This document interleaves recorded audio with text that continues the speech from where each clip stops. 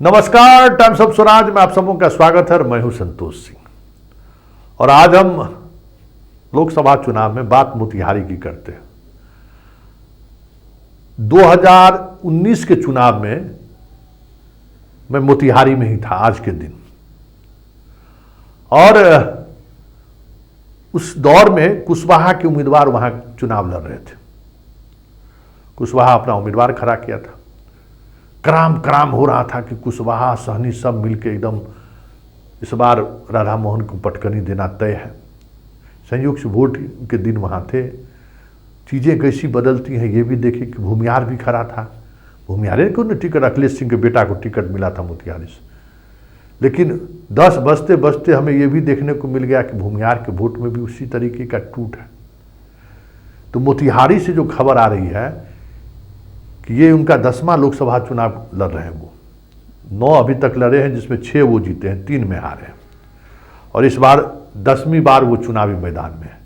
इतना निश्चिंत, क्योंकि उनके आसपास के लोगों से जो हमारी बातचीत दिन भर हुई है, इतना निश्चिंतता कभी किसी चुनाव में वो नहीं रहे। और निश्चिंतता की वजह भी रही कि जो वहाँ के मेयर है देवा, जिसके सहारे बनिया वोटर को टूटने की बात आ रही थी, जो इनका इलाज करने का तरीका है। देखिए, राधा मोहन सिंह के बारे में भी जो आप पटना और दिल्ली में जो राधा मोहन सिंह की छवि है, क्षेत्र में वो छवि नहीं है। क्षेत्र में समझिए कि इनकी छवि बहुत दूसरे तरीके की छवि है। मतलब जिसके पीछे पड़ते हैं तो इलाज बहुत बढ़िया से कर देते हैं, और इलाज करने में मास्टर हैं। मुस्कुराते रहते हैं, कुछ कहते नहीं हैं। राजपूत वाला टेम्परामेंट नहीं है, कुछ कह दिए तो चुपचाप सुन लेंगे, लेकिन जो इलाज करते हैं ना, समझिए 2-4 पीढ़ी लोग याद रखता है। तो उसी इलाज में ऑपरेशन देवा चला शहर में। तो उसका फर्क दिखा कि देवा के आसपास के लोग जो थे वो भले देवा को वोट किया हो, लेकिन देवा के जो जिनका छत्रप जिनको प्राप्त, जिनका छत्रप जो था ना, उसके सहारे बहुत सारी चीज़ें नाप दी गई है। पूरा सवर्ण का वोट का उसी तरीके से मोबिलाइजेशन करने में कामयाब रहे। जो पिछले बार भूमियार का वोट टूटा था, वो भूमियार का वोट भी इनके साथ एकजुट दिखा। जो व्यक्तिगत इनके रिश्ते रहे हैं कुशवाहा के परिवार से, या कुछ कुशवाहा जो राजपूत के आसपास के गांव के में रह रहे हैं, उन लोगों का वोट, सहनी का वोट भी तोड़ने में ये कामयाब हुए।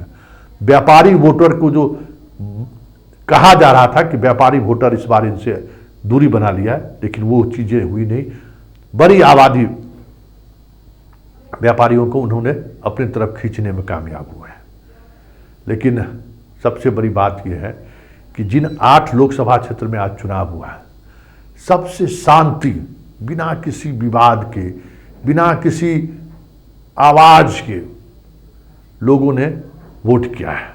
और आश्चर्य तो हमें ये लगा कि शहर के लोग, ये जानकारी हमको लगातार अपने मित्रों से बात हो रहा था, पत्रकार मित्रों से बात हो रही थी, सुबह से ही लंबी कतारें देखी जा रही थी शहर के बूथ पर। तो हम पूछे कि भाई, शहर में तो लोग इतना जल्दी नहीं निकलता है, काहे इतनी जल्दबाजी में ये लोग वोट कर रहे हैं, क्या बात है, और इतना वोटर भी नहीं होगा। तो पता चला कि मोतिहारी शहर की आधी आबादी अभी सब अयोध्या में पहुंचा हुआ है। मोतिहारी से 6 घंटा लगता है बाय रोड पहुंचने में अयोध्या। सब 11 बजे तक, 12 बजे तक वोट किए और सब लोग चल दिए अयोध्या 2 दिन के लिए। बड़ा मतलब व्यापारियों का, मतलब वहां जो व्यवसायी वर्ग है, उस व्यवसायी वर्ग का बड़ी आबादी पहले वोट और चल दिए अयोध्या। तो ये भी जानकर हमें हैरानी हुई कि भाई सुबह सुबह ये लोग वोट गिराने के लिए, आश्चर्य लगा हमें कि भाई सुबह सुबह कैसे वोट गिराने आप लोग पहुंच गए भाई। तो पता चला आज अयोध्या भी जाना है। तब समझ सकते हैं जो अयोध्या जाने वाले हो किसको वोट किए होंगे। चलिए देखिए भीष्म पितामह इस अंतिम अपने इस चुनाव को किस तरीके से मुकाम पर पहुंचाते हैं। हमें भी उसका इंतजार है, आपको भी इंतजार होगा, क्योंकि ये बिहार के चुनावी इतिहास में हमें लगता है कि ये पहला व्यक्ति ऐसे हैं जो लगातार 10 चुनाव लड़ते आ रहे हैं, जीतते और हारते हैं। 6 बार जीते भी हैं। इनका रिकॉर्ड आने वाले समय में हमें नहीं लगता है कि 10 दशक तक कोई तोड़ पाएगा, क्योंकि इतने लंबे अंतराल तक एक पार्टी में बना रहना, एक ही पार्टी के सिंबल से चुनाव लड़ना, कहाँ से संभव है?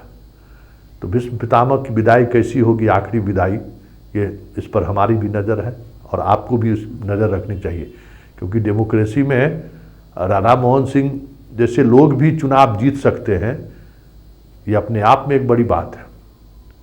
कोई ऐसा नहीं है कि बहुत बड़े धन बली हैं या इतने दिनों से लगातार चुनाव जीत रहे हैं तो बहुत बड़े इंडस्ट्री के मालिक या बहुत बड़े इंस्टीट्यूशन, शैक्षणिक संस्थानों का मालिक बन गए, ऐसा भी नहीं दिख रहा है क्षेत्र में। अब अंदर में जो भी हो, बाहर से तो नहीं दिख रहा है। खैर, भीष्म पितामह का साख दांव पर जरूर है और उनकी राजनीति शैली भी कहीं न कहीं जिस शैली को लोगों ने, मोतिहारी के लोगों ने देखा है, वो भी दांव पर लगा हुआ है। लेकिन चलते चलते उन्होंने जो आज वोट समाप्त होने के बाद जो कहा कि अब हमारे पास खोने के लिए कुछ नहीं बचा है। 5 साल जमकर मोतिहारी के विकास के लिए जो कुछ भी बचा हुआ है वो काम भी करेंगे और जितने लोग हमसे नाराज हैं, हमारी कोशिश होगी उनकी नाराजगी भी हम दूर करके इस राजनीतिक दुनिया से अपने आप को विदा ले सकें।